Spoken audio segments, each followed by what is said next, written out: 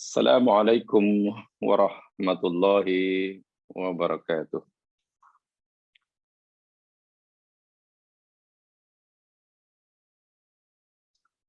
Innal hamdalillah nahmaduhu wa nasta'inuhu wa natubu ilaihi wa nastaghfiruh. Wa na'udzu billahi min syururi anfusina wa min sayyiati a'malina. May yahdihillahu fala mudhillalah wa may yudlil fala hadiyalah.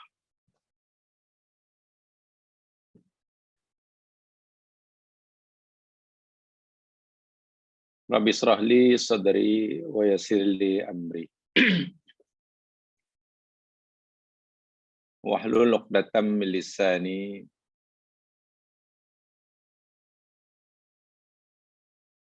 yafqahu qawli. Amma ba'd.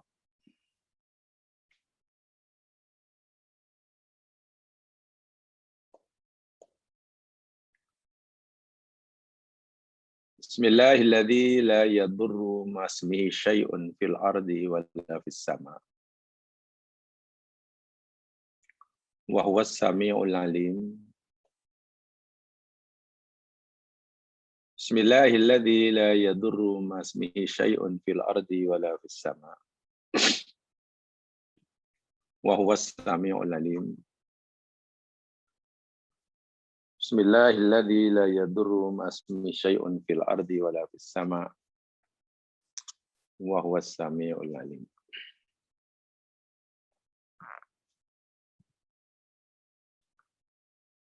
Didoakan mudah-mudahan dalam keadaan sejahtera, sehat walafiat di bawah perlindungan Allah Subhanahu wa taala. Minta maaf kejap nak tutup tingkap silau.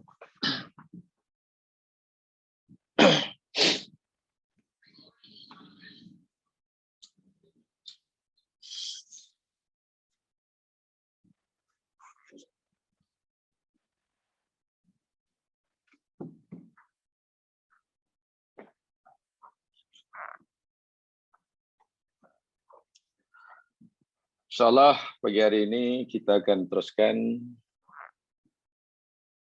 siri kajian kita kaitan dengan mahabbatullah wa rasulih.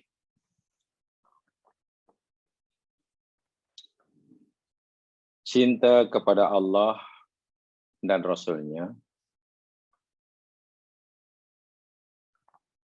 atau juga boleh kita katakan cinta Allah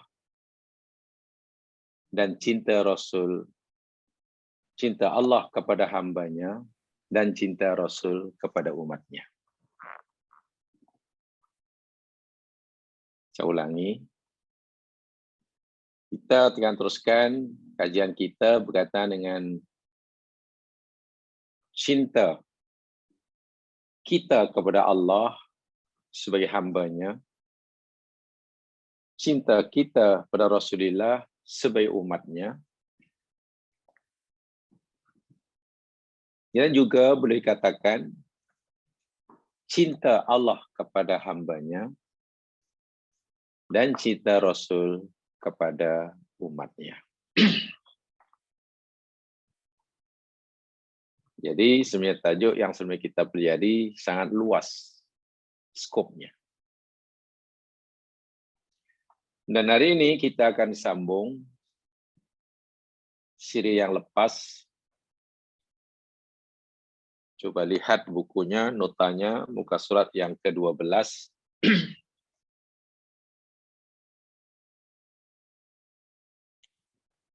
Bagian Allah yang menyuruh kita berdoa kepadanya. Amaranallah bidu'a ilaihi. Allah perintahkan kita hambanya untuk selalu berdoa kepadanya. Ada 1, 2, 3, 4, 5 ayat di dalam nota itu. Karena ini bukan pelajaran tafsir,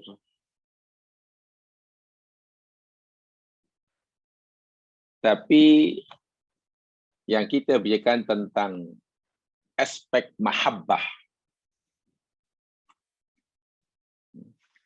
dari aspek kecintaan Allah kepada hambanya, maka kelima 5 ayat ini saya ingin sampaikan sekaligus dari aspek mahabbah, di mana letak mahabbah Allah di dalam ayat-ayat yang menyuruh kita untuk berdoa pada Allah. Ayat yang mudah, dengan bahasa mudah. Betulkah perintah Allah kepada kita untuk selalu berdoa mohon kepadanya itu sebahagian daripada rahmatnya? Sebagian daripada tanda kasihnya kepada kita.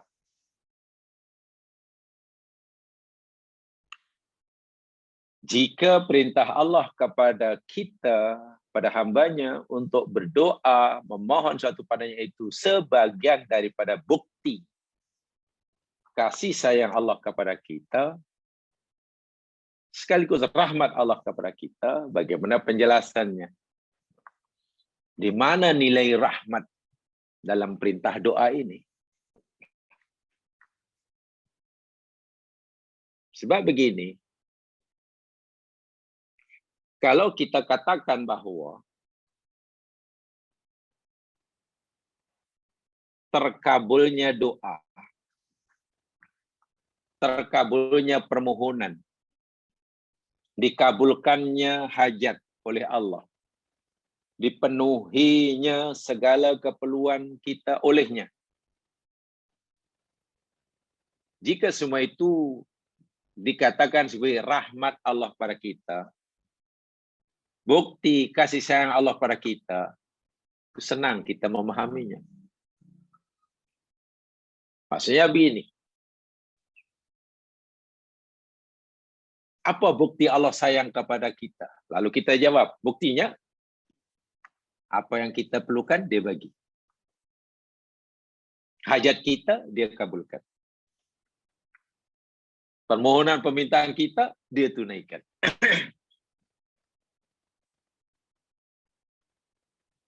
Itu mudah kita paham. Tapi yang kita bicarakan bukan itu. Yang kita nak bicarakan yakni apakah perintah Allah, suruhan Allah kepada kita, arahan Allah kepada hambanya, supaya hamba itu sentiasa berdoa padanya, memohon kepadanya. Itu adalah tanda kasihnya Allah pada kita. Sebagian daripada rahmatnya. Nah, itu yang kita bicara. Bukan terkabulnya doa. Terkabulnya doa, ditukarnya hajat sebagai rahmat Allah, senang kita memahaminya. Tapi suruhan Allah pada kita untuk selalu berdoa itu, di mana nilai rahmat padanya? Di mana bukti bahwa Allah menyayangi kita dalam perintah tersebut? So itulah ada 5 ayat dalam bab ini. Lihat muka surat 12 ini kita jelaskan serentak, karena kita akan belajar dari aspek rahmatnya, aspek kasih sayangnya, bukan tafsirnya. Yang pertama yang kita telah baca minggu lepas, siri yang lepas, iyyaka na'budu wa iyyaka nasta'in. Akan Dika Engkau ya Allah kami memohon, kami menyembah, dan akan Dika kepada Allah kami mohon pertolongan. Itu satu. Kemudian ayat yang kedua, coba lihat bukunya. Wa qala rabbukum ud'uni astajib lakum. Dan berfirmanlah Tuhanmu, berdoalah kamu kepada aku. Allah suruh hambanya, wahai hambaku, berdoalah, mohonlah, mintalah kepada aku. Niscaya aku akan kabulkan. Aku akan bagi apa yang kamu mau. Innal ladzina yastakbirun an ibadati, sesungguhnya orang-orang yang menyombongkan dirinya daripada memperhambakan dirinya kepada aku. Sesungguhnya orang-orang yang menyombongkan dirinya untuk memperhambakan dirinya kepada aku. Sayadkhuluna jahannama dakhirin. Mereka akan masuk dalam neraka dalam keadaan hina dina. Yang kedua, teringkas, Allah suruh kita berdoa, merayu kepadanya untuk memenuhi keperluan kita, pasti Allah akan tunaikan. Dan orang yang menyombongkan dirinya untuk memperhambakan dirinya kepadanya, satu, dia tidak mau berdoalah karena merasa dirinya bukan hamba, tidak perlu bantuan Allah. Dia merasa mampu memenuhi segala keinginannya, tidak perlu ada campur tangan Allah. Itu sudah melampau. Allah kata, itu orang yang akan diancam dengan neraka. Yang ketiga, fad'ullaha mukhlishina lahuddin walau karihal kafirun. Maka berdoalah kamu kepada Allah dalam keadaan mengikhlaskan agama semata-mata karenanya. Berdoa, mohon suatu pada Allah dengan ikhlas semata-mata karenanya. Walaupun orang-orang kafir tidak menyukainya. Perintah doa lagi. Ayat yang keempat. Qul ud'ullaha aw ud'ur rahman. Ayyamma tad'u falahul asmaul husna. Katakan, wahai Muhammad, beritahu olehmu kepada mereka umatmu. Berdoalah kamu kepada Allah. Mohonlah kamu kepada Allah akan keperluan hidupmu dunia dan akhirat. Seru nama Allah. Allahumma, Allahumma, ya Allah, ya Allah. Atau awid'ur rahman. Atau serulah dia yang ar-Rahman. Ya Rahman, ya Rahman.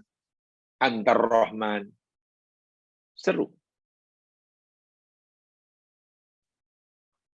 Yang mana sahaja kamu menyeru, maka bagi Allah itu al-asma'ul husna.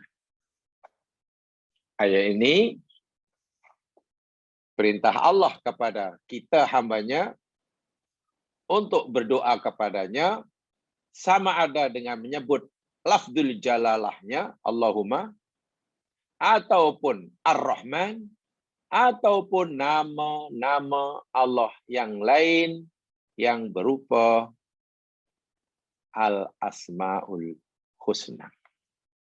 Perintah doa juga. Ayat yang kelima, yang terakhir. Walillahil asma'ul husna fad'uhu biha. Dan bagi Allah itu, milik Allah, kepunyaan Allah adalah al-asma'ul husna. Nama-nama atau sifat-sifat yang terbaik. Lalu Allah suruh kita memanfaatkannya, menggunakannya sebagai wasilah. Fad'uhu biha. maka mintalah, mohonlah, berdoalah kamu kepadanya, ya Allah, biha, dengan menggunakan, dengan berwasilahkan al-asmaul husna. Sebut nama-nama Allah. Pilih yang mana satu dari 99 yang Allah beritahu. Pilihlah nama yang sesuai bagi permohonan yang kita nak panjatkan. Ya, mungkin karena minta ampun, sebutlah ya Ghafur, Allahumma antal Ghafur. Karena kita minta tambahan rezeki, sebutlah Allahumma antar Razzaq.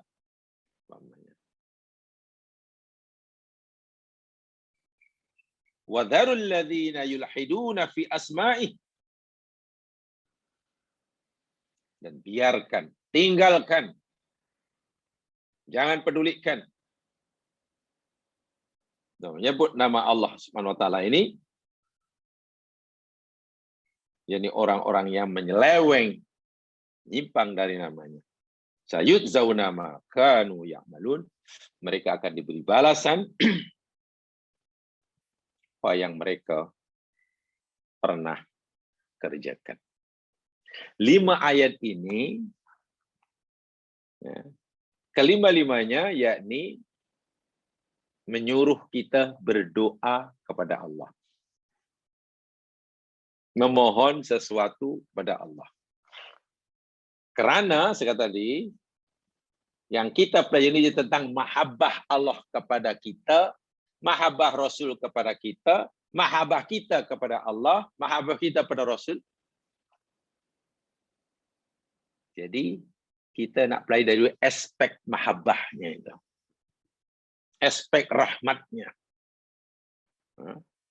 Jadi, bukan mentafsirkan ini ya. Kita khaskan, kita pelajari daripada aspek di mana bukti mahabbah Allah kepada kita sebagai hambanya. Sekaligus mahabbah kita kepada Allah dalam 5 ayat ini. Paham ya? Jadi jangan ini bukan mentafsirkan ayat ini. Dari aspek mahabbah semata-mata. Jamaah rahimakumullah.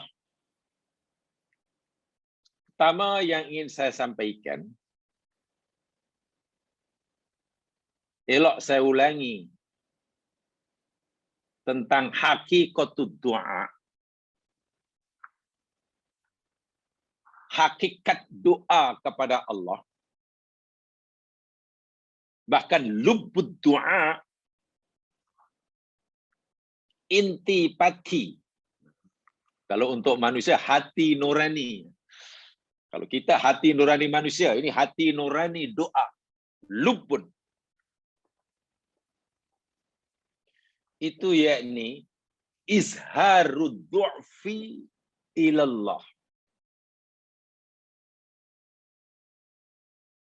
Menzahirkan kelemahan diri di hadapan Allah.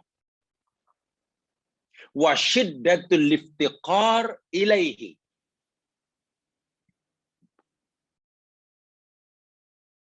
Dan bersangatanlah hajat kita kepadanya. Link kita irroja ila ghairihi. Karena kita sudah putus harapan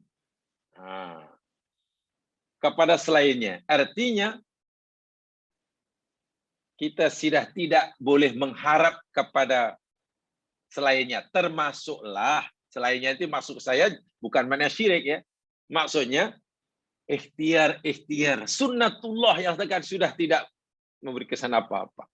Ialah kalau orang sakit, kemudian berobat. Allah suruh berobat, tapi tak sembuh juga. Semua ikhtiar, semua dokter telah didatanginya, semua obat telah dicobanya, semua cara penyembuhan penyakit telah dilakukannya. Artinya semua cara sunnatullah telah dilakukan, tapi tidak mengubah keadaan. Tidak mengubah keadaan. Seakan-akan pintu ikhtiar sudah tertutup, gitulah. Takkan kita masih berharap kepada ikhtiar yang seperti itu?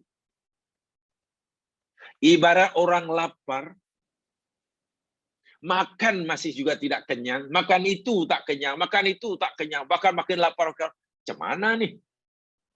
Menurut sunatullah, orang lapar makan mesti kenyang. Ini dah makan-makan, kenapa tidak kenyang? Makna kita tidak boleh lagi lah mengharapkan boleh kenyang dengan sebab makan. Itu maksud putus harapan kepada selain Allah itu maksudnya begitu. Wahal Allah sendiri yang menyuruh kita melakukan pelaksanaan sunatullahnya. Saat itulah kita betul-betul merasakan kelemahan ketidakberdayaan diri kita. Du'fun itu menetik, lemah. Ketidakberdayanya diri kita bagi memenuhi hajat keperluan kita, lemah. Kemudian timbul keinginan iftikor, syiddatul iftikor,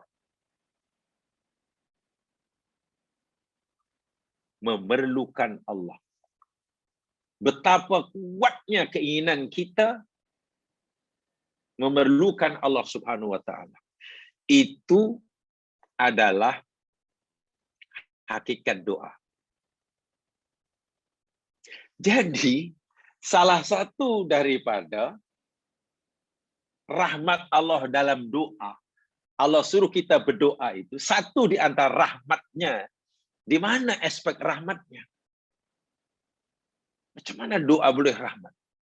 Kita ini dalam menjalani kehidupan, banyak perkara yang kita perlukan untuk membolehkan kehidupan kita selesa dunia akhirat. Okay? Sementara kita tidak punya kemampuan untuk memenuhi segala keperluan itu. Segala keperluan itu kita tidak mampu. La haula wala quwata illa billah. Sedangkan jika kita gagal mendapatkan apa yang kita perlukan dalam hidup, bukan dunia sengsara, akhirat pun nanti sengsara. Kita perlu hidayah, tetapi kita tidak tahu. Tak mampu nak mendapatkannya. Kita ingin masuk surga, tapi tak tahu jalannya. Coba. Kita lemah, tak tahu, tak mampu. Maknanya menyadari akan kelemahan diri kita. Menyadari akan kelemahan diri kita, ketidakberdayaan diri kita, lalu Allah kata, wahai hambaku,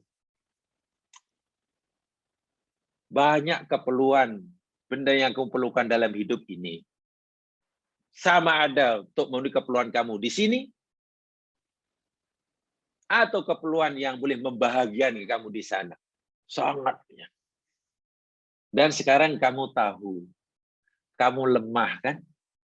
Kamu tidak berdaya kan? Nak harapkan itu tak jadi, itu jadi. Kita bukan, ya benar ya Allah, kami lemah ya Allah, tak ada daya ya Allah. Lalu Allah dengan kasih sayangnya memberitahu kita, seakan-akan, wahai hambaku, jangan khawatir. Aku ini sangat sayang kepada kamu. Sebagai bukti kasih sayangku kepada kamu, kamu mintalah kepada aku apa yang kamu perlukan, yang kamu tak mampu. Nanti aku bagi. Nanti aku bagi. Syaratnya, kamu mesti betul-betul mengakui dengan sejujur-jujurnya ketidakupayaan diri kamu. Syaratnya kamu mesti benar-benar menyadari, mengakui, meyakini bahwa dirimu ini tidak punya daya dan kekuatan. Dalam bahasa agama, kamu benar-benar memahami apa itu lafaz hauqalah, la haula wala quwata illa billah. Jadi, Masya Allah, sayang Allah Kasih Allah kepada hambanya bukan sekadar pemenuhan Allah terhadap keperluan hambanya. Itu nanti.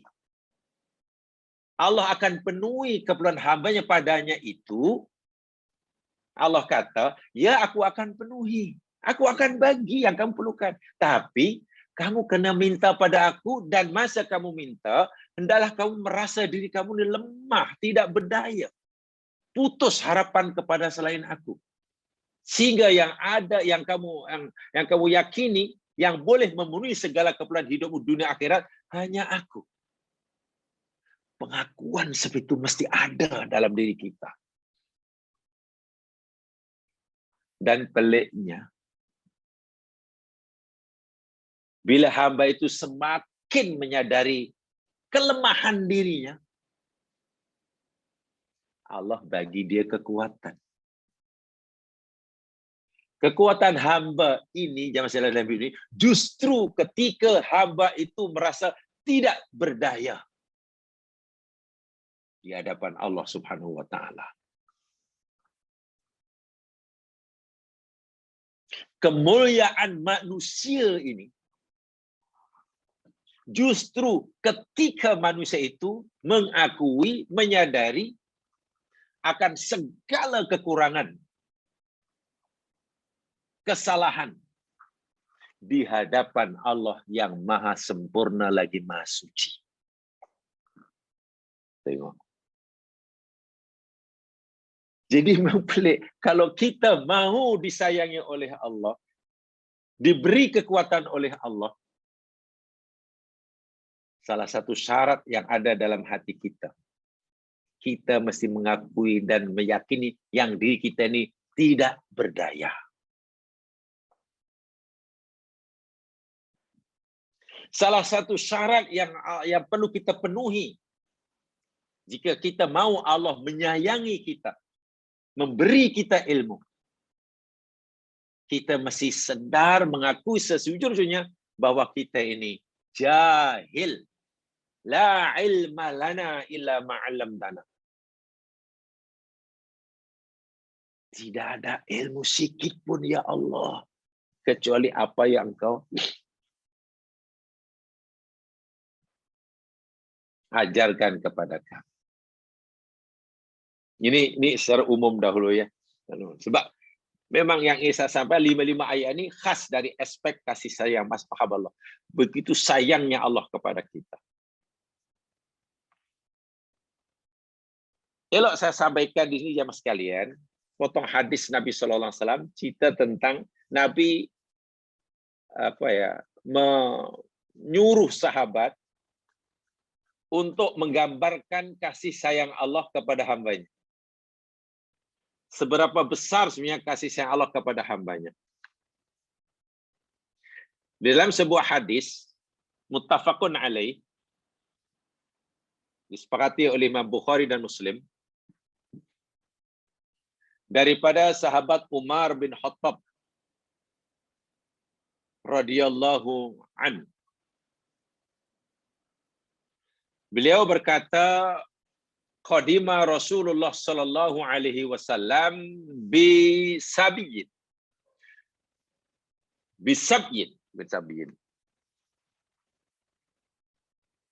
Bahwasanya Rasulullah sallallahu alaihi wasallam qadima, Rasulullah didatangi.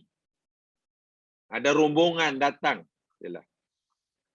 Rombongan ini rombongan tawanan perang. Ada satu rombongan tawanan perang datang menemui Nabi sallallahu alaihi wasallam. Fa idza mar'atun minas sabyi tas'ah. Dari banyak rombongan tawanan perang yang datang menemui Nabi ini, ada seorang perempuan yang sedang pergi sana, pergi sini, lari sana, lari sini. Rupanya sedang mencari sesuatu atau mencari seseorang. Lari sana, Yang lain sedang, ya namanya tawanan perang, pasti duduk diamlah. Menunggulah apa yang akan mereka alami nanti. Tapi seorang perempuan ini macam lain. Dia macam bukan tawanan perang. Merisaukan sesuatu. Lari sana, lari sini. Ya, nampak mencari sesuatu lah. Id wajadat sobiyan fis sabyi. Setelah cari sana, cari sini, lari sana sini, perempuan tadi menemukan, terjumpa seorang baby. Dari kalangan teman-teman ada seorang baby ditemukan. Karena rupanya dia mencari baby. Anaknya lah mungkin. Karena terpisah. Setelah terjumpa bayi tadi, akhadathu falzaqathu bi batniha. Lalu diambil, diangkat si bayi itu. Kemudian dipeluk erat-erat, didakap erat-erat ke tubuhnya. Kemudian disusukannya. Ya, karena masih baby, masih bayi. Cepat diambil, dipeluk erat-erat, didakap erat-erat, lalu disusukannya. Fa'ardo'athu. Perempuan tadi terus menyusukannya. Nabi perhatikan betul lah orang ini. Perempuan, ibu, perempuan apa tadi diperhatikan oleh Nabi. Lari sana, lari sini, lalu jumpa bayi. Rupanya mencari anaknya yang hilang, dan setelah jumpa didakapnya erat-erat lalu disusukan. Apa kata Nabi? Qala Rasul sallallahu alaihi wasallam. Nabi bertanya pada sahabat yang lain. Atarawna hadil mar'ah tarihah waladaha finnar. Wahai sahabatku, apa pendapatmu? Apa yang kamu pikirkan? Atau adakah kamu pikir, wahai sahabatku, bahwa perempuan ini akan rela mencampakkan anaknya itu dalam api? Agak-agaklah. Adakah kamu pikir seorang perempuan yang sedang menemukan bayinya yang hilang, lalu diangkanya, dipeluknya, dikapnya, lalu disukanya erat-erat, pegang erat-erat dan tak mau. Ada kamu pikir perempuan ini agaknya tergama, rela campakkan itu dalam api, lalu dibuang? Sahabat yang tersentuh rasa kasih sayangnya, rasa pri kemanusiaannya, dia, la, wallahi la, wallahi la. Oh ya Rasulullah, tidak, demi Allah ya Rasulullah. Tidak mungkin perempuan ini akan mencampakkan anaknya. Jangankan mencampakkan anaknya dalam api, mencampak, ditinggalkan, itu pun tidak mungkin. Perempuan ini pasti rela melakukan apa saja untuk menyelamatkan anaknya, semata-mata karena kasih sayangnya. Itu yang Nabi nak beritahu. Kamu tahu tak bagaimana besarnya seorang ibu tadi pada anaknya? Tidak mungkin kan dia akan buang semula anaknya, apalagi dicampak dalam api. Lalu Nabi bersabda, lallahu arhamu bi ibadihi min hadhihi bi waladiha. Demi Allah, sungguh Allah Subhanahu wa taala, kata Rasulullah, lebih menyayangi, lebih mengasihi kepada hamba-hambanya melebihi daripada kasih sayang seorang perempuan ini kepada anaknya. Kalau kamu yakin perempuan sangat menyayangi anaknya, sehingga sanggup melakukan apa saja, apa yang akan dilakukan bagi melindungi anaknya sebagai bukti kasih sayangnya? Sungguh Allah lebih menyayangi hambanya melebihi daripada kasih sayang seorang ibu perempuan itu kepada anaknya, Dan hadis ini cerita tentang kasih sayang Allah pada hambanya. Oh, jamaah boleh baca aja lah dalam syarahnya. Dalam Fathul Bari ada, dalam Syarah An-Nawawi ada. Kurang puas dengan syarahan itu karena mungkin bicara tentang hukum hakam, ya baca salah dalam bab ihsan. Masya Allah. Nah, salah satu daripada kasih sayang Allah kepada hambanya, yakni kita diperintahkannya untuk merayu kepadanya, memohon sesuatu kepadanya, agar segala keperluan kita. Tapi tadi ada syarat. Syaratnya kita mesti merasa lemah, tidak berdaya di hadapan keperkasaannya, tidak punya kemampuan sedikit pun di hadapan kekuasaannya, mengakui serba kekurangan diri ini di hadapan sifat-sifat kesempurnaannya. Sifat-sifat kesempurnaannya. Jamaah sekalian, Ibnu Taimiyah, Syekhul Islam Ibnu Taimiyah. Saya nak hadkan kalau saya ulangi, kita cerita aspek rahmat Allah pada perintahnya kepada kita untuk berdoa. Ibnu Taimiyah di dalam kitab beliau Iqtida'us Shiratil Mustaqim, itu nama kitab beliau. Ini saya kutipkan. Kata Ibnu Taimiyah, "Idza aradallahu bi'abdihi khairan alhamahu du'aahu wal isti'anah bihi." Ini ucapan Ibnu Taimiyah. Ingat, Ibnu Taimiyah sebenarnya muridnya Ibnu Qayyim al-Jauziyah bukan orang yang sangat gigih membersihkan akidah daripada syirik, bukan hanya gigih membersihkan syariah daripada bid'ah, tapi kedua-dua ulama ini juga sangat mahir, sangat pintar, sangat mendalam dalam menguraikan, menjelaskan hati. A'malul qulub, jago. Jadi bukan hanya jago dalam Islam, bab Islam, jago dalam al-iman, tapi juga jago dalam al-ihsan. Beliau berkata, apabila Allah menghendaki bagi hambanya kebaikan, alhamahu du'aahu wal isti'anata bih.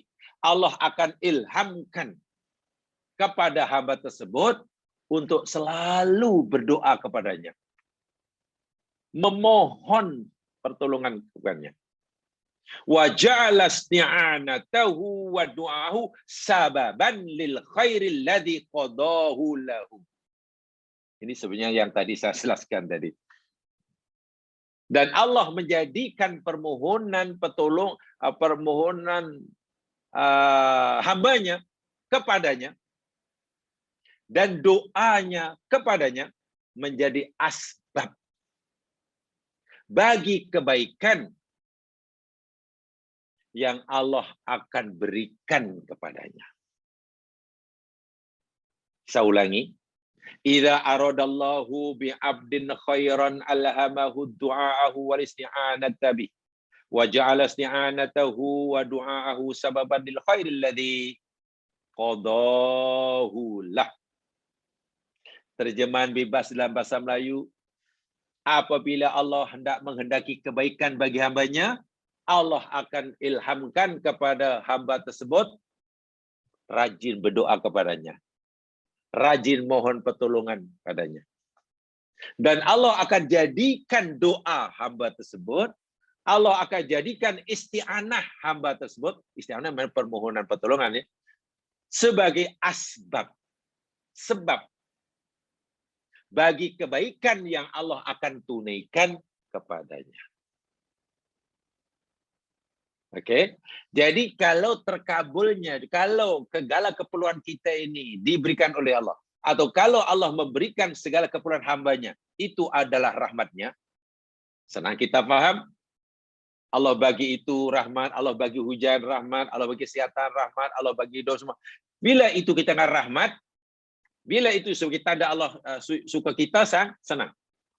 Tetapi Allah mahu untuk mendapatkan segala keperluan tadi, jika Allah nak menghendaki hambanya jadi hamba yang baik, apa? Allah ilhamkan. Allah gerakkan hati orang itu untuk Allahumma. So tergeraknya hati kita untuk selalu memohon sesuatu kepada Allah. Untuk selalu menginsafi kelemahan diri, ketidakberdayaan diri dalam memenuhi segala keperluan hidup, itu adalah tanda Allah itu sayang kita. Dan nanti Allah akan jadikan doa kita, isti'anah kita pada ini sebagai asbab. Sebagai sebab bagi kebaikan yang Allah akan berikan pada kita. Benar, jamaah sekalian. Allah boleh bagi segala apa yang diberikan oleh hambanya, walaupun hamba itu tak minta sekalipun. Betul. Tak usaha sekalipun. Betul. Betul. Kalau kita bertanya, bukankah Allah berkuasa bagi sesuatu pada hambanya yang diberikan olehnya tanpa minta, tanpa... Betul, Allah berkuasa jika ia mau. Tanpa usaha, betul, jika Allah mau. Tak payah belajar, pandai, boleh kalau Allah menghendaki. Tak payah makan, dah kenyang, boleh jika Allah kehendaki. Tak perlu berusaha, bekerja, kemudian dapat harta timbun-timbun, boleh jika Allah kehendaki. Dan apa yang Allah berikan itu adalah rahmat Allah, betul. Tapi yang Allah mahukan ini, jamaah sekalian, segala yang kita perlukan daripada Allah, segala apa yang Allah akan berikan kepada kita, Allah mahu kita mendapatkannya, memperolehnya dengan memohon, dengan doa. Dengan doa. Walaupun Allah jika menghendaki tanpa berdoa, tanpa usaha pun, Allah berkuasa. Masalahnya kenapa mesti berdoa? Kenapa Allah suruh kita berdoa? Di awal tadi telah nyatakan. Dengan doa itu nanti ada kebaikan sendiri sebelum kita dapat apa yang kita perlukan. Mendapatkan apa yang kita perlukan, itu rahmat Allah. Tapi sebelum kita mendapatkan apa yang kita perlukan daripada Allah, apa yang kita minta, kita sudah dapat rahmat yang lebih besar daripada yang kita minta itu. Apakah rahmat besar Allah kepada kita dalam berdoa? Sebelum kita mendapat kemakbulan doa kita. Di pembukaan tadi saya telah sampaikan. Izharud du'fi wa syiddatul iftiqar ilaihi. Menzahirkan kehambaan diri, menzahirkan kelemahan diri, meyakini yang diri tidak berdaya sama sekali di hadapan dia, itu rahmat yang luar biasa ya mas sekalian. Bukankah sombong itu mengundang kemurkaan Allah? Betul. Bukankah orang angkuh itu dimurkai Allah? Betul.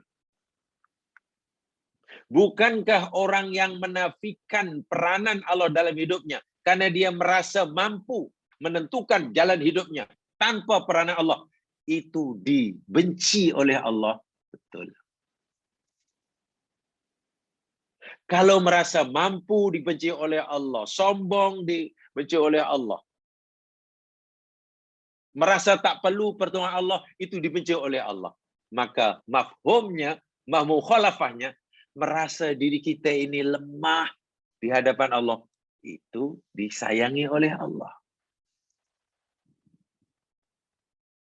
Merasa bahwa hidup ini bergantung 100% kepada Allah, itu disayangi oleh Allah.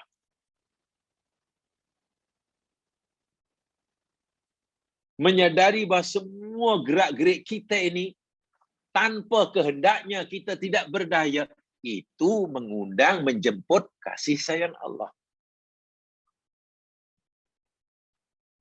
Ringkas kata, doa dan isti'anah kepada Allah itu sudah tanda sebagai asbab kasih sayang Allah itu mencurah-curah. Itu kata Ibnu Qayyim maksudnya. Kata Ibnu Taimiyah, maksudnya begitu. Sama ada nanti permohonan kita pada Allah, rayuan kita pada Allah itu Allah kabulkan atau tidak, itu soal kedua.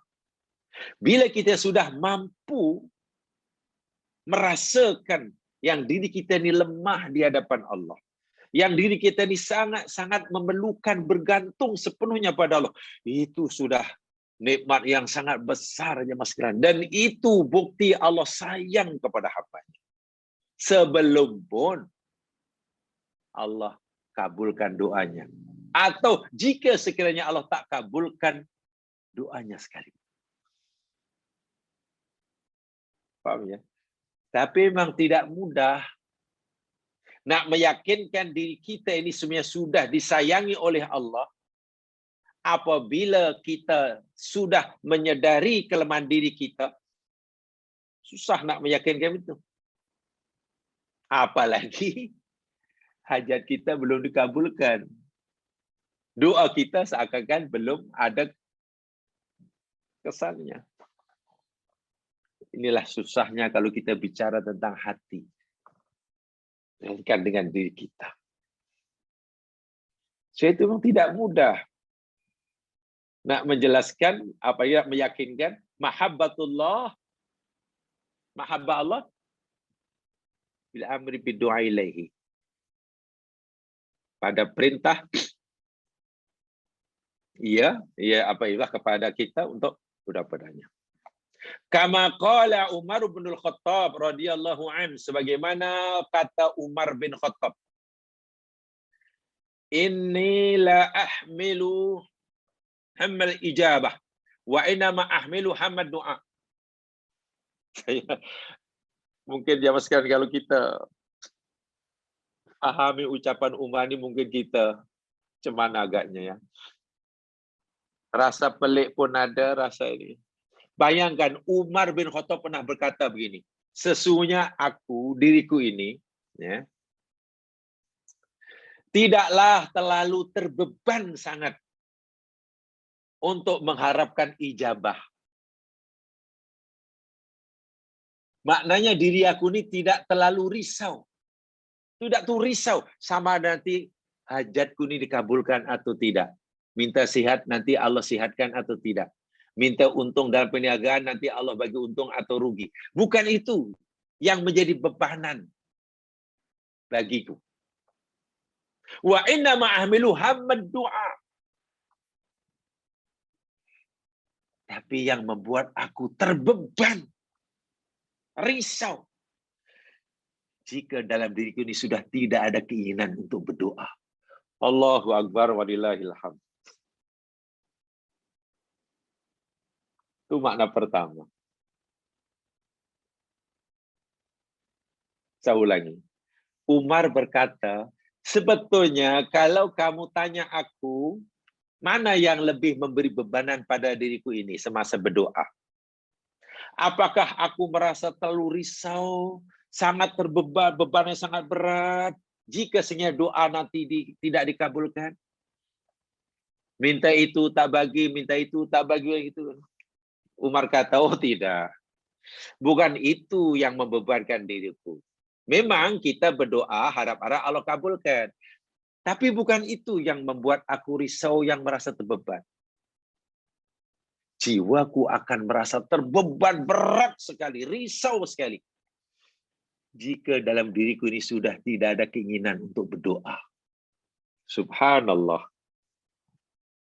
Jadi bagi orang sehebat Umar bin Khattab, bila hati ini sering begitu seronok berdoa, merasakan, mendapatkan kepuasan bertadaruk kepada Allah. Merasakan kepuasan, kebahagiaan dalam merayu pada Allah. Itu dah luar biasa itu. Sementara orang lain mungkin kan seronok bila tahu-tahu dapat walaupun tak minta. Minta kemudian dapat, itu pun bahagia. Bagaimana kalau tak minta semua dapat? Wih, lagi bahagia. Umar tak begitu. Itu makna pertama ucapan Umar. Makna kedua, sebetulnya Allah tidak bebankan pada diriku ini untuk menepastikan makbul atau tidak doaku nanti. Tak. Itu bukan yang dibebankan oleh Allah kepada diriku ini. Allah tak bebankan pada diriku ini makbul atau tidak doa kamu. Tidak. Yang Allah bebankan kepada diriku ini, yang Allah perintahkan yakni, kamu mau berdoa atau tidak. Itu yang disuruh. Kamu mau doa atau tidak? Seakan-akan Allah berfirman pada aku, Umar, kamu mau minta pada aku atau tidak? Berdoa atau tidak? Itu yang Allah perintahkan. Itu yang Allah suruh kita buat. Allah tak suruh kita memberikan, nanti Allah kabulkan atau tidak. Allah kabulkan. Bukan, itu urusan Allah. Itu hak mutlak Allah. Nak kabulkan atau tidak. Kita tak perlu campur tangan. Yang Allah bebankan pada kita, mau doa atau tidak. Mau mengaku merasa lemah atau tidak. Mau mengaku merasa daif atau tidak. Sebab fa'idha ulhimtud du'a fa'innal ijabah ma'ahu. Karena bila aku sudah diberi ilham oleh Allah, dibuka hatiku untuk sentiasa berdoa, diletakkan dalam hatiku supaya aku sentiasa merasa lemah di hadapannya, bersandar hanya kepadanya, berharap hanya kepadanya. Segala keperluan yang aku perlukan dalam hidup hanya datang daripadanya. Bila itu sudah ada dalam diri ini, fa'inal ijabah ma'ahu. Nanti ijabah doa itu pasti menyertainya. Kemakbulan doa itu akan menjadi, sebab kemakbulan doa itu, kemakbulan doa bagi sebagai tanda sayang Allah pada hamba itu, jamaah sekalian, ia adalah akibat daripada apa yang ada dalam hari kita. Jika doa kita itu sudah benar-benar menepati hakikat doa seperti yang dijelaskan di awal tadi, ijabah itu akibatnya. Bila ubudiyah kita pada Allah ikhlas, nanti kemakbulan doa kita daripada Allah itu pun sebagai tanda rahmatnya. Tapi jika ubudiyah kita dalam berdoa itu tidak ikhlas, kita masih merasa mampu tanpa pertolongan Allah, kita merasa gagah, kita merasa ini. Jika sekiranya yang kita minta, walaupun penuh kesombongan tadi, Allah kabulkan sekalipun, kemakbulan doa itu bukan rahmat. Bukan tanda kasih sayang Allah. Agama kata istidraj. Dan istidraj itu adalah azab. Jadi kita sendiri nanti yang akan menentukan kemakbulan doa itu rahmat Allah kah, atau ia laknat atau azab. Letaknya dalam hati kita. Sikap kita ketika berdoa. Masya Allah. Bukan asal Allah kabulkan, maknanya rahmat Allah. Asal Allah tunaikan, maknanya Allah sayang. Bukan begitu cara memahami masalah doa. Itu kata Umar. Kama anna Allah Ta'ala idza arada ayasba' abdan aw yurwihi alhamahu ayakula aw yasrab. Sebagaimana Allah Subhanahu wa Ta'ala, apabila Allah Subhanahu wa Ta'ala menghendaki hambanya ini kenyang, apabila Allah menghendaki hambanya yang benar ini kenyang, Allah akan ilhamkan kepada hamba itu untuk makan. Paham ya? Kita lapar, kita ingin kenyang. Nah, kita ingin kenyang. Apa yang Allah ilhamkan dahulu kepada kita? Allah ilhamkan kepada kita, yakni keinginan untuk makan. Apabila Allah ingin menghilangkan dahaga daripada hambanya, Allah akan ilhamkan dalam diri hamba itu untuk minum.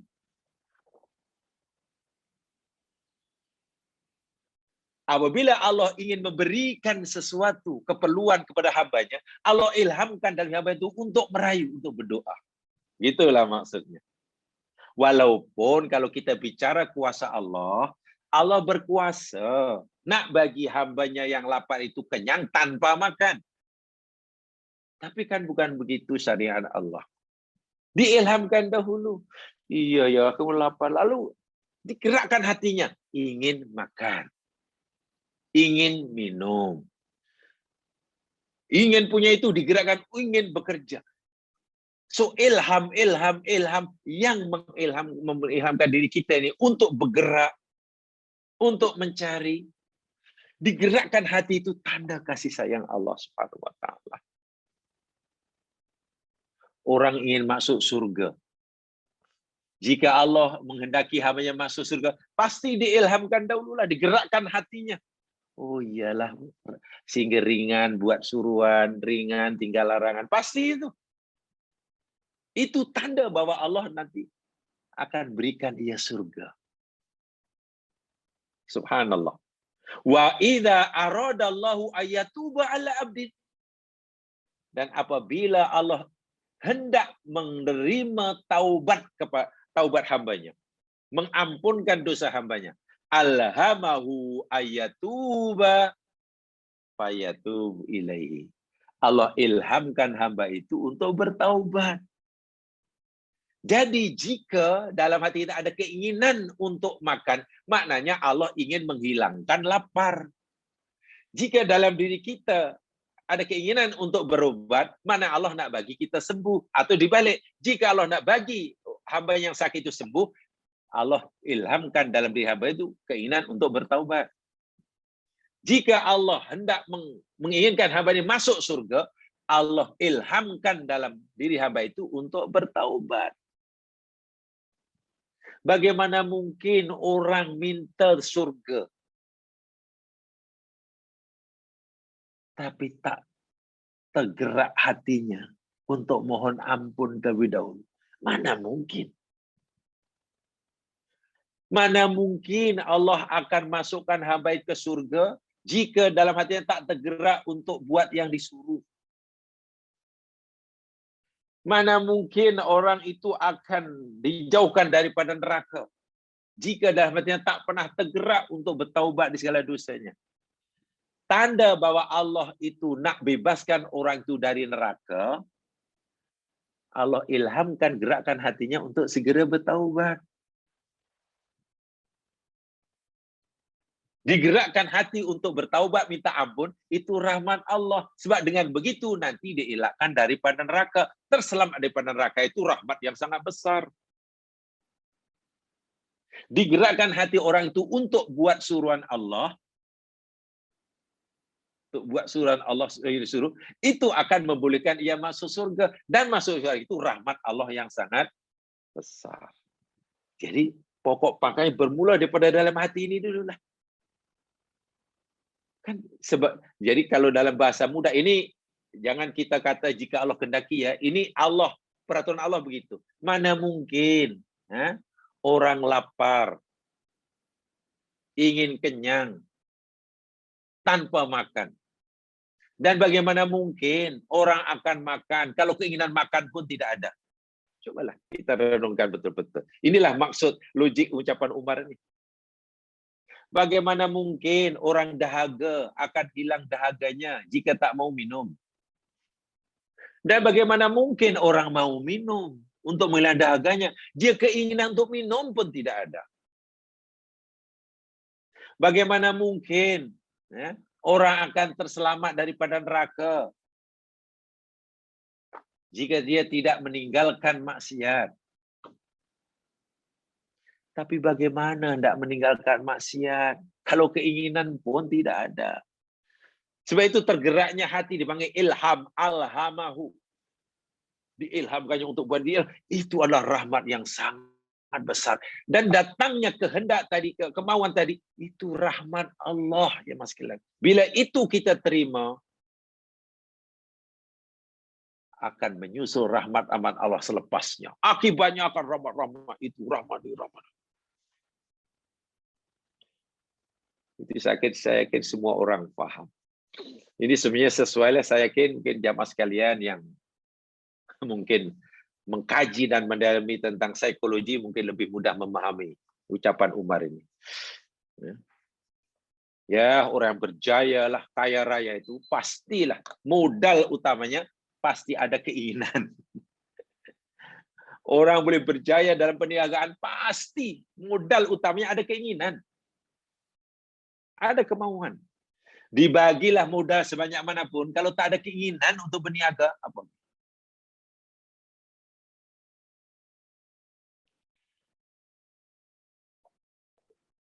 Saya yakin ramai daripada jamaah yang sudah pernah dengar lah. Karena salah seorang, banyak juga ustaz-ustaz kita yang dulu belajar di tempat itu. Dan mungkin ada yang dah tahu, di Indonesia ini ada banyak sekolah ya. Pondok-pondok, ada pondok kuno, ada pondok modern. Satu di antaranya yang ada pondok modern Darussalam, Gontor. Ya. Sekarang yang ketuanya yakni Ustaz Abdullah Sahal. Beliau pernah ditanya oleh wartawan, saya terkesan sekali. Kata, Ustaz, kami nak tanya, apa modal sebenarnya yayasan ini, pondok ini sekarang begitu besar sekali. Hampir setiap bandar besar di Indonesia sudah ada cawangannya dan muridnya beribu-ribu tiap tahun menolaknya. Apa modalnya? Bantuan daripada bangunan yang buruk sekarang bangunan yang hebat-hebat. Dan muridnya dari seluruh ini negara mana ada. Dari mana dapat modal sebanyak itu? Satu jawaban beliau. Modal kami hanya satu. Kemauan katanya. Kemauan katanya. Dan kemauan itu sebenarnya bukan daripada kita. Kemauan itu pemberian Allah. So modal terbesar untuk orang berjaya itu kemauan anugerah Allah. Ada satu kalimah-kalimah hikmah memang diajarkan kalau masuk darjah satu pasti diajar dipanggil mahfuzat. Satunya idza sadaqal azmu wa dhaqas sabil. Idza sadaqal azmu wa dhaqas. Apabila telah kuat azamnya pasti akan terbentang jalannya. Kamu punya modal banyak pun bila kamu tak ada kemauan tak jadi. Ada fasiliti sehebat manapun bila tak ada kemauan tak jadi. Macam-macam apalah disediakan. Bila kita tak ada kemauan apa yang jadi? Bubuhlah. Makan apa? Kata orang apa? Kita bolehlah paksa. Tuh peribahasa jamaah tu. Kita boleh paksa, boleh tarik kuda itu pergi ke sungai. Boleh kita paksa. Tapi kita tak boleh paksa kuda untuk minum. Dia mau minum atau tidak itu kan kemauan kuda. Tapi kalau kita paksa dia pergi ke kolam itu boleh. Kemauan rupanya sama dengan kata Umar. Dan kemauan itu bukan datang dari kita sebenarnya, itu anugerah pertama Allah. Itu nikmat rahmat Allah yang dengan rahmat yang pertama ini bila kita terima terbuka rahmat-rahmat selepasnya. Lebih besar lagi. Saya itu beruntunglah kalau kita masih ada kemauan. Saya ada keinginan lah untuk belajar. Alhamdulillah. Tapi nampaknya belum ada masa yang sesuai. Syukurlah. Simpan itu kemauan. Kalau belum ada waktu untuk mewujudkannya, jangan sampai hilang kemauan. Sebenarnya ada kemauan untuk buka ini kan. Ya, alhamdulillah. Ini maksud saya kemauan yang baik ya. Ini kemauan yang baik. Sebab kalau orang sudah tidak punya kemauan jamaah sekalian, Allahu Akbar. Perjalanan yang jauh berbatu-batu, kata peribahasa Cina. Kan itu bermula daripada langkah pertama. Orang tidak mungkinlah berjalan sampai 1000 batu tanpa langkah pertama. Itu kan peribahasa Cina tuh. Cemana bunyi dia? Saya tak tahu. Masya Allah. Umar bin Khattab rupanya pernah memberitahu kita begitu. Wa idza arada ayarhamahu yudkhiluhul jannah. Dan apabila Allah hendak merahmati orang ini dan memasukkannya dalam surga, ya surruhu li amali ahli jannah. Maka Allah beri dia kemudahan, rasa seronok dalam hati. Keinginan yang kuat untuk melakukan amalan-amalan ahli surga. Jadi jika kita ada keinginan untuk melakukan amal soleh dan seronok melakukannya, yakinlah Allah sedang menginginkan kita, maukan kita masuk surga. Saya tuh jangan stop tuh. Kau ingin tuh jangan stop, jangan tak payahlah malailah. Allah maukan kita masuk surga, kita sendiri pula yang menutupnya. Subhanallah. Wal masyiatul ilahiyah iqtadat wujud hadhil khairat. Dan masyiah uluhiyah, masyiatullah, yang masya'akana wa masya'lam yakun itulah, menghendaki adanya kebaikan-kebaikan ini bi asbabiha al-muqaddarah laha. Kehendak-kehendak Allah ini, masyiatullah itu menghendaki adanya asbab yang telah ditekan olehnya.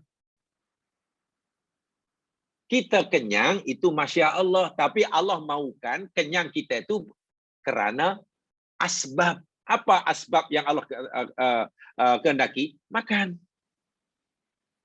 Sehat itu adalah masya Allah. Kasih sayang Allah berikan masyiahnya. Tapi Allah maukan sehat itu dengan asbab. Apa asbabnya? Berobat. Masuk neraka, masuk surga, senang, itu semua masya Allah. Tapi Allah maukan masih apa yang Allah kehendaki itu kita peroleh dengan asbab. Buat itu, buat ini. Keinginan kita untuk buat itu ilham. Itu anugerah Allah, itu rahmat Allah. So tanda sayang Allah pada kita itu tadi. Sebab itu tadi nyatakan, kata Ibnu Taimiyah tadi, apabila Allah menghendaki hamba kebaikan, diilhamkannya untuk rajin berdoa, rajin berikhtiar, rajin mohon ampun, dan lain sebagainya, dan lain sebagainya. Paham ya? Itu kata Ibnu Taimiyah. Ibnul Qayyim Al-Jauziyah, murid beliau, dalam kitabnya Al-Fawaid, lebih kurang berkata begitu juga. Kata beliau apa? Kata Ibnu Qayyim dalam kitab Al-Fawaid. Idza kana khairin asluhu taufiq wa huwa biyadillahi la biyadil abdi. Apabila segala kebaikan itu berpunca daripada taufik.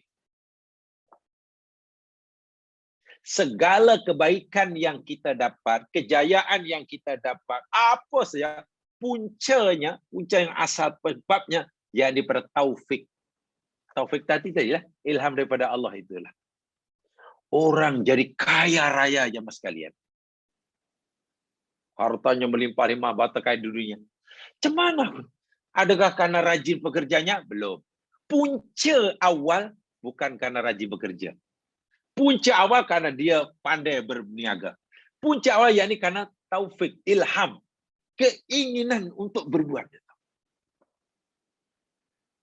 Dan taufik, ilham itu biyadillah, la biyadil abdi.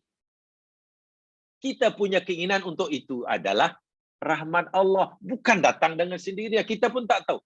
Tapi seakan-akan itu kehendak kita kan. Karena, iyalah, tiba-tiba kita ada keinginan pula. Dari mana datang keinginan? Coba. Dari mana datangnya keinginan dalam diri kita? Oh, sana itulah, saya ingin begitulah. Apa kita fikir itu fitrah? Itu naluri yang datang dengan tiba-tiba tanpa ada yang menghadapinya? Jamaah sekalian, tidak. Itu masyiah Allah. Itu anugerah rahmat Allah yang boleh katakan pertama. Anugerah awal rahmat Allah, kasih Allah kepada kita, taufik itu. Wa miftahuhud du'a. Bila sudah ada keinginan, kemudian ada kuncinya. Kuncinya apa? Doa. Ya Allah, ya Tuhanku, hamba-Mu ini ingin sembuh, ya Allah. Sudah, karena sudah ada keinginan, terbuka keinginan untuk sembuh sakit, kemudian ada keinginan untuk sembuh. Kan syarat sembuh nanti itu ada keinginan dahulu. Kalau orang tak ingin sembuh, macam mana? Bila sudah ada keinginan, tiba-tiba muncul pula, Allahumma ya Allah, Allah masbini. Doa. Merasa bahwa dia lemah. Hauqalah dijiwai. Waliftikor. Dan merasa berhajat sepenuhnya kepada Allah. Wasidkul lija, kejujuran dalam bersandar harapan kepada Allah Subhanahu wa taala. Warubah ilahi, rasa takut dan berharap semata kepadanya. Famata u'tiyal abdu hadzal miftah, bila mana seorang hamba telah diberikan kunci ini, pertama ada keinginan. Setelah ada keinginan pula, dimulakan Allahumma ya Allah.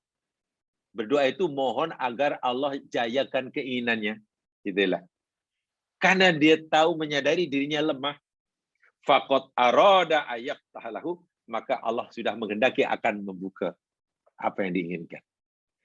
Pertama ada keinginan, itu anugerah Allah. Dengan keinginan itu adalah berdoa, menyadari kelemahan dirinya, maka Allah pun akan buka.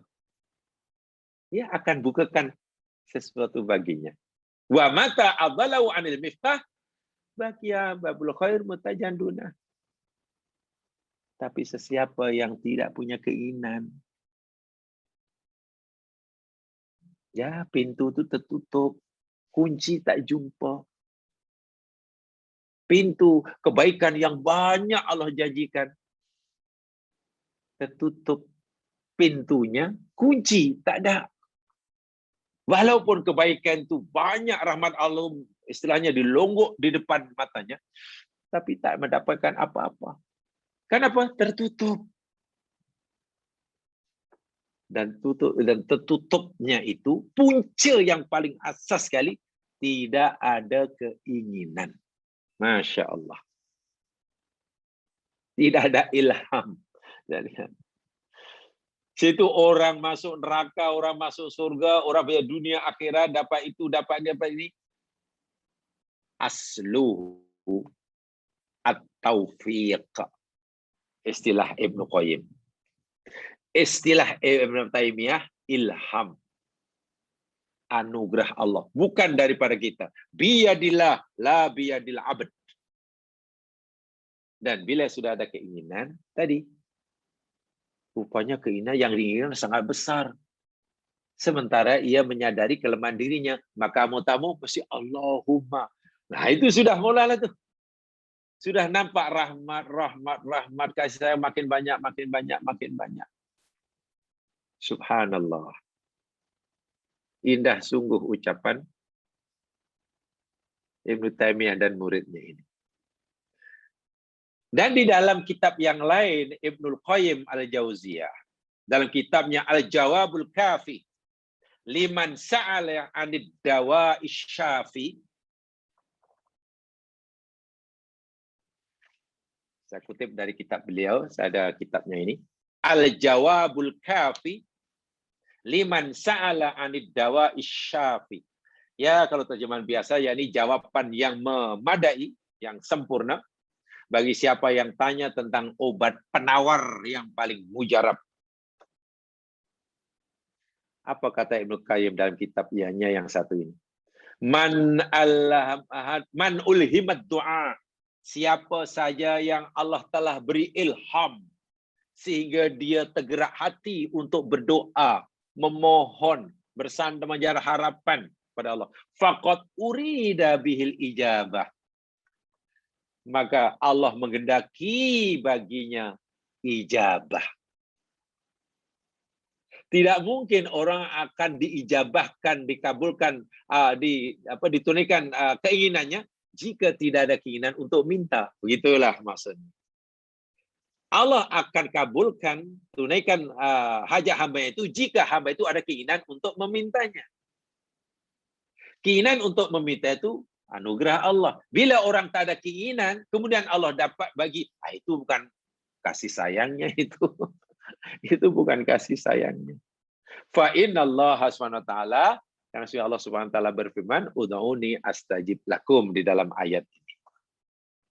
Wa idza sa'alaka ibadi anni fa inni qarib. Bila hambaku bertanya pada aku, katakan, aku sangat hampir. Aku sangat hampir. Da'a yad'u doa. Dan sebagaimana yang tadi saya sampaikan, bahwa ad-doa itu talabu ma ta'juzu anhu. Talabu ma ta'jizu anhu min qadirin alaihi. Doa itu yakni meminta sesuatu yang kita lemah mendapatkannya, yang kita tak mampu mendapatkannya, kepada zat yang berkuasa atasnya. Doa itu ditakrifkan, definisi doa, takrif doa itu ada yang mendefinisikan begini jaminan. Talabu ma ta'jizu anhu min qadirin alaihi. Doa itu pengertiannya ialah meminta, mengharapkan atau mencari sesuatu yang kita tidak punya kemampuan mendapatkannya. Tengok. Kita nak sesuatu itu, tapi kita tidak berdaya mendapatkannya. Lalu bagaimana? Sedangkan keinginan kita sangat besar. Minta kepada zat yang mampu, yang berkuasa atasnya. Siapa zat yang mampu, yang berkuasa memberikannya? Dialah. Jadi kalau doa diartikan seperti ini, maknanya pertama, syarat utama, hamba itu mesti menyadari ketidakmampuannya. Ini tadi sudah jelaskan depan tadi. Mesti menyadari, mengakui kelemahan dirinya. Yang keduanya, yakin seyakin-yakinnya hanya Dia yang berkuasa dan mampu memberikannya. Allah maksudnya. Bagi orang mukmin, ya Allah lah. Kalau bagi orang Hindu tak tahu siapa. Bagi orang Kristen, orang Konghucu saya tak tahu. Tapi pasti mereka pun ketika berdoa pada Tuhan kepada mereka, pasti mereka ada kesadaran dalam diri mereka yang mereka itu lemah untuk mendapatkan sesuatu yang mereka inginkan, lalu memintanya kepada yang dia yakini mampu memberikannya. Unsur itu pasti ada, walaupun dalam agama yang lain, walaupun yang mereka yakini bukan Allah, itu sudah jelas lah, sudah jelas. Dan lagi pula pengertian doa kepada Allah ini yang perlu kita pahami betul jemaah sekalian. Jemaah sekalian, di dalam bahasa Arab ini, hanya dalam bahasa Al-Quran ini, banyak ya istilah-istilah apa namanya ini, amar ini ya. Istilah amar ini banyak sekali. Kalau suruhan, perintah itu datangnya daripada atas kepada bawah, kalaulah permintaan itu datang daripada yang atas kepada yang bawah, contoh orang tua kepada anaknya, Perdana Menteri kepada menteri-menterinya, pokoknya. Guru besar kepada guru-gurunya, murid-muridnya. Mana dari atas ke bawah lah. Itu namanya perintah atau suruhan. Permintaan yang datang dari yang atas kepada yang bawah. Namanya suruhan, perintah. Daripada Allah kepada kita, namanya perintah. Amar. Paham ya? Amar. Jika perintah itu sama, permintaan itu sama, adik-beradik kan sama. Adik-beradik. Abangnya minta sesuatu, suruh sesuatu pada adiknya. Adiknya suruh pada abangnya. Sama, setaraf. Dalam kelas jamaah, sama-sama jamaah, sama-sama murid. Sama kan? A suruh B, B suruh C. Itu tak boleh disebut perintah. Tak boleh sebut amar. Itu disebut iltimas. Atau roja.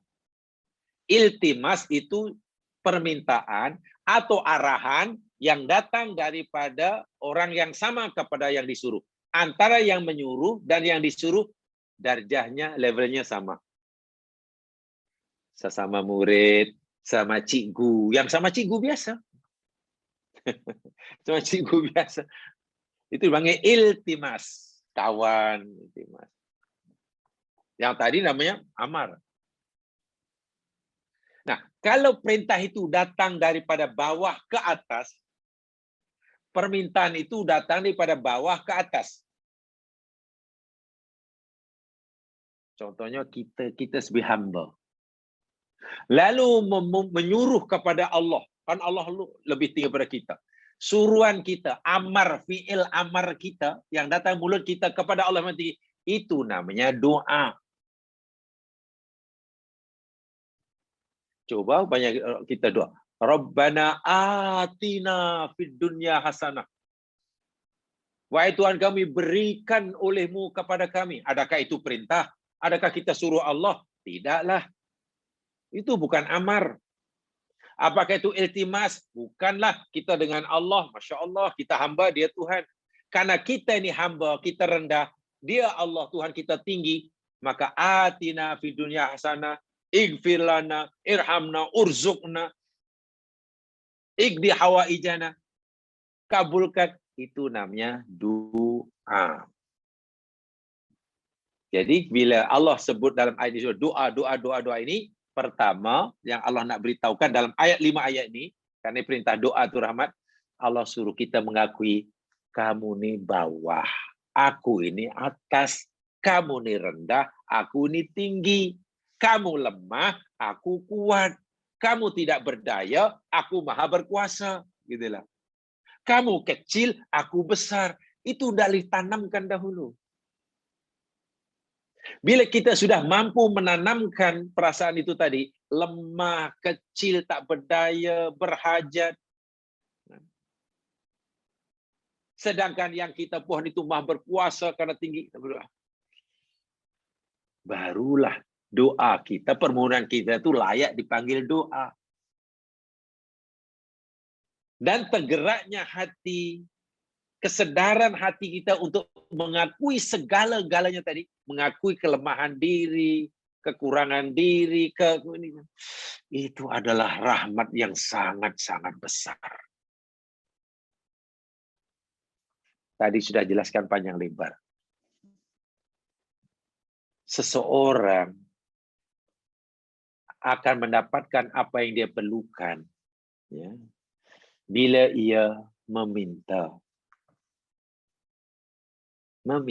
Atau pertama, apabila ia menyadari akan kekurangan dirinya. Orang yang tidak merasa kurang, pasti tidak meminta. Orang yang merasa tak punya masalah, pasti tidak merasa perlu pertolongan. Gitulah. So, bila kita berdoa pertama, kita sedar kita ada masalah yang besar. Dahlah punya masalah besar, kita pula sedar tak mampu nak menyelesaikannya, tak ada kemampuan. Kena sadar itu.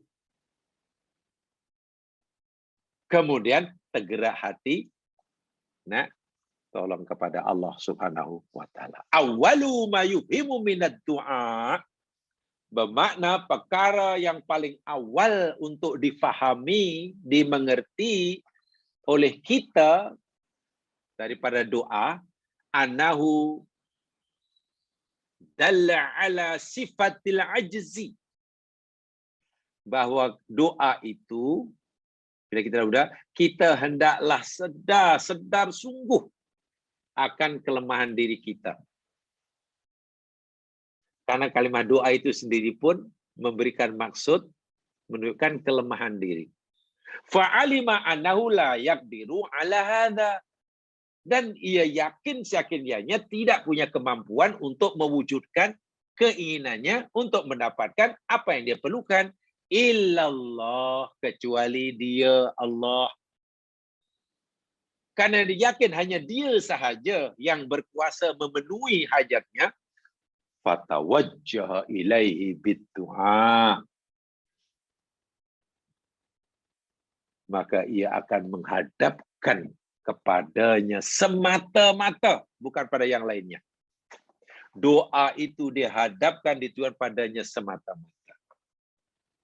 Dan saya tekankan lagi sekali. Keikhlasan kita,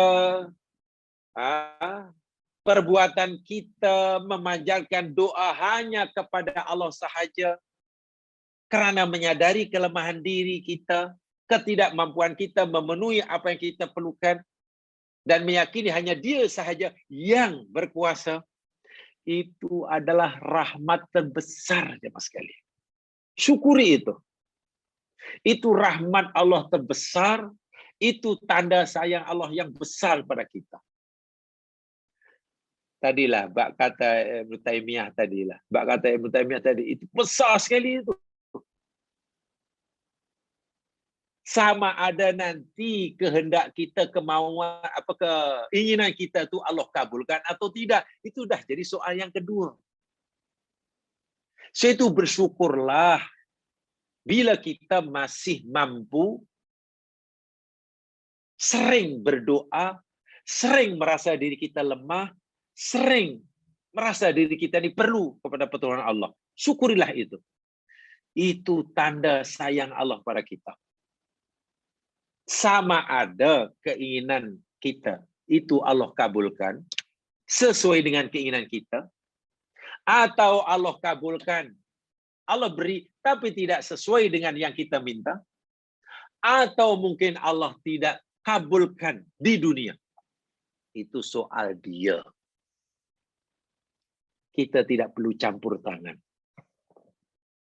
Bermakna janganlah, baik, saya simpulkan untuk sementara penjelasan ini karena masih banyak. 5 ayat itu saya simpulkan dari aspek satu saja. Kesimpulannya, bermakna janganlah kita ini baru mengakui rahmat Allah kepada kita, baru mengakui adanya rahmat Allah pada kita, mengakui adanya kasih sayang pada Allah kepada kita, hanya ketika setelah doa kita dikabulkan. Jangan. Setelah doa dikabulkan, baru kita mengakui, Allah sayang, ini rahmat Allah. Betul, kemabulan doa itu rahmat Allah. Tapi janganlah kita baru mengakuinya selepas doa itu dikabulkan. Kenapa? Karena sebelum doa itu dikabulkan, sebenarnya Allah sudah bagi kita rahmat yang sangat besar. Allah bagi sayang pada kita yang sudah sangat besar. Apa itu? Tadi,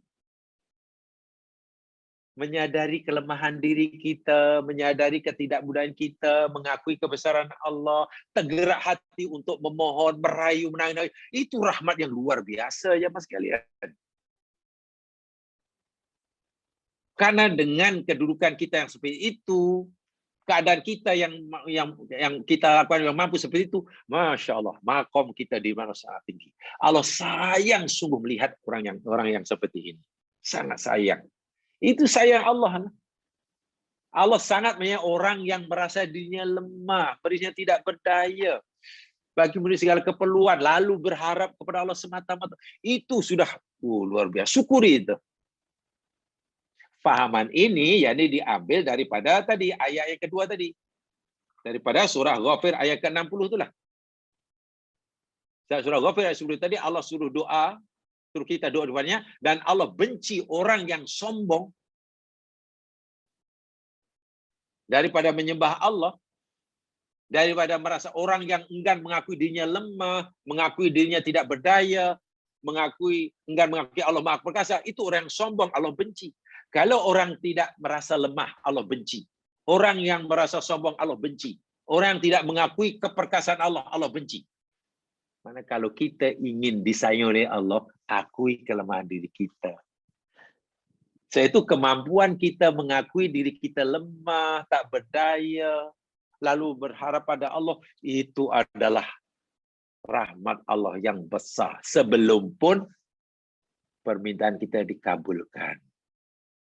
Jadi saya ulangi sekali-sekali, janganlah kita ini baru merasa dan melihat rahmat Allah kepada kita setelah yang kita minta dapat. Lah, lambat. Lambat. Sebelum itu udah nomor 2 itu. Kalau ada, ya alhamdulillah. Kalau tidak ada pun kita tetap alhamdulillah karena Allah sudah bagi kita rahmat yang besar.